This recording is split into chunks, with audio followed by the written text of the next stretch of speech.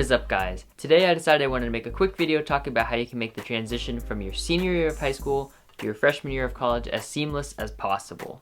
Now, of course, all high schools and colleges are going to vary a little bit, but I've put together 5 things that I think should be able to help most of you guys when you make your transition to college. Alright, let's get started. The first thing I want to talk about is the course load you take in your fall semester of your freshman year. Now, you may have already heard this, but I hadn't heard it when I was going into my freshman year, so I'm going to say it now.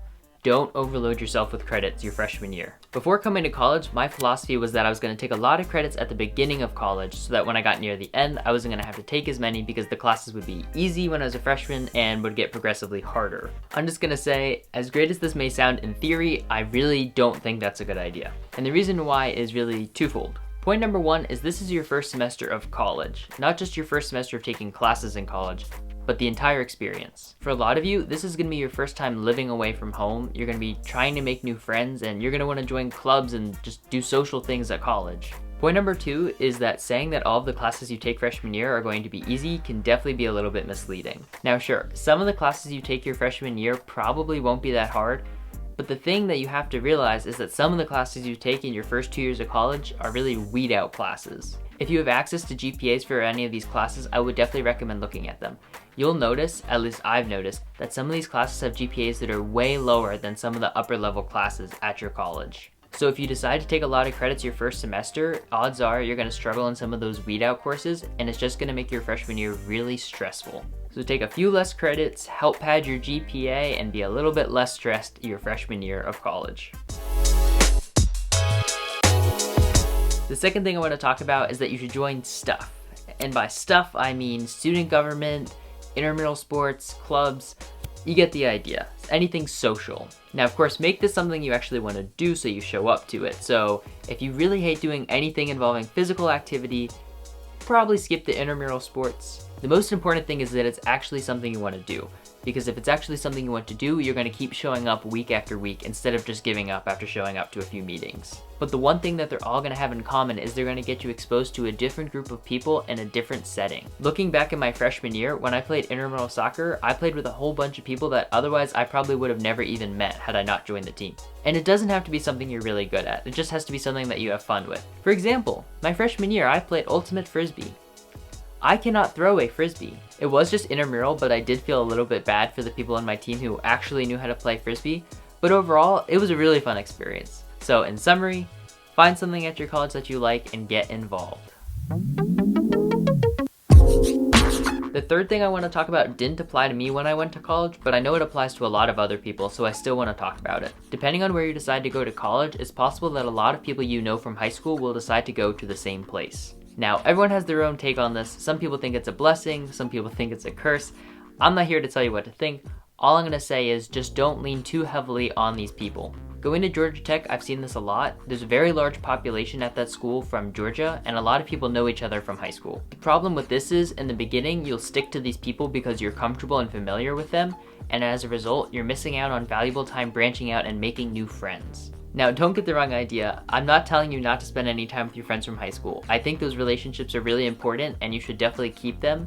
All I'm saying is make sure you find some time to branch out and talk to some other people because it's important to make new friends when you go to college. Like I mentioned at the beginning of this section, I didn't have this problem. I come from Pennsylvania and I went down to Georgia and I knew 0 people when I went to that school. And in the beginning, having no friends, literally 0 friends, is really daunting, but give it some time and trust me, you'll make a new great group of friends at college. The fourth thing I want to talk about is admittedly something I really didn't take advantage of when I was a freshman, and that's going out to the social events that are designed specifically for new freshmen. And trust me, I know because I never wanted to go to them, these events don't always sound like they're going to be the most exciting thing in the world, but I do think that they can be really beneficial to you when you're just getting started. Over the course of my freshman year, there were a number of different events that I could have gone to on my floor, in my building, and in the whole freshman community that I chose not to go to. But overall, the ones that I did choose to go to, I actually had a really positive experience at. For example, one of the things that we like to do on my floor when I was a freshman was called Midweek Munchies. Basically, it's what it sounds like. On Wednesdays or Thursdays generally, our PLs, also known as RAs, would get some food for us and we'd all sit around in our kitchen, eating it and just talking. Over the course of the year, we definitely had different snacks, but For some reason, the only one I seem to be able to remember is popsicles.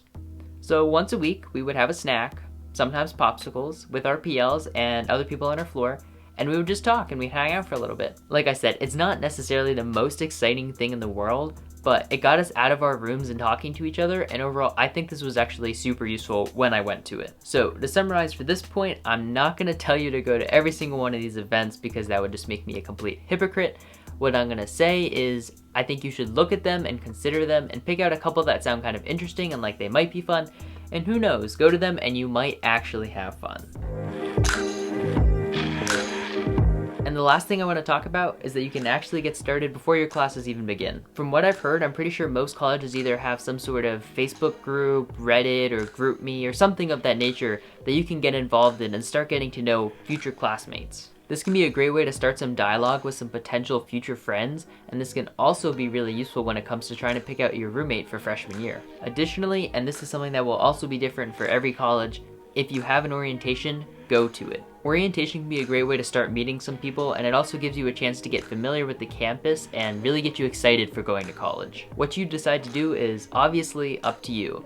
The important thing for you to realize though is that your college experience doesn't need to wait until your first day of classes. Alright guys, I think I'm going to end the video here. If you enjoyed it, go ahead and hit that thumbs up button. I really appreciate it. If you want to see more content like this, go ahead and subscribe for new videos every week. That's it. Thanks for watching, and I will catch you guys in the next one.